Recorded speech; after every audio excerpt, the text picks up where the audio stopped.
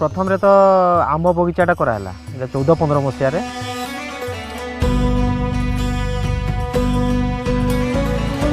Maximum तो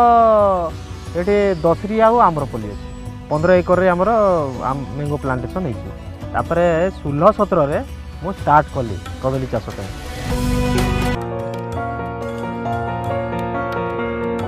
मुझे गछ चाष करने मोर आग्रह छोट बेलू सर्विस कला परे भी मन इच्छा लगला जे किसी गछ गोटे बगीचा करवा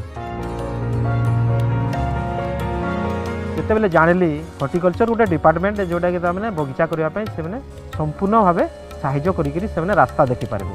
ऑफिस को गली जाकि बुझाबुझी कलापर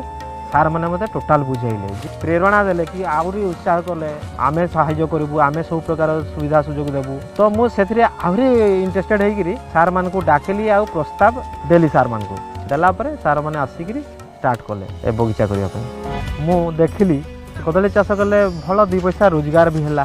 मोर परिवार चलाबार लगी बढ़िया इनकम सोर्स आसला सार मान को फेर पुणी डाकली आउ टे भलकर करवार रास्ता टे मत बताऊँ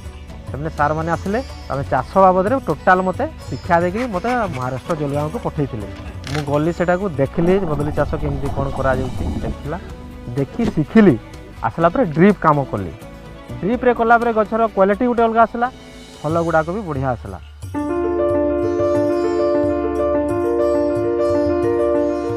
नॉर्मल रू टेक्नोलोजी रे अधिका लाभ टेक्नोलोजी आम खर्चा कमिब लोक भी संख्या कमिज आउ शीघ्र काम गुड़ाक हो पार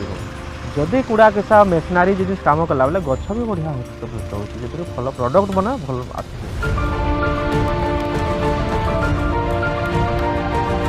मुझा भाभी जे फ्यूचर रे मु बगीचा गोटे करने जो इच्छा प्रकाश करी आ मते जे प्रेरणा देलापर मु जो रास्ता के आगे थी सेटा के साकार से ही कर हॉर्टिकल्चर डिपार्टमेंट सार मैंने आसिक स्टार्ट कले ए बगीचा करने।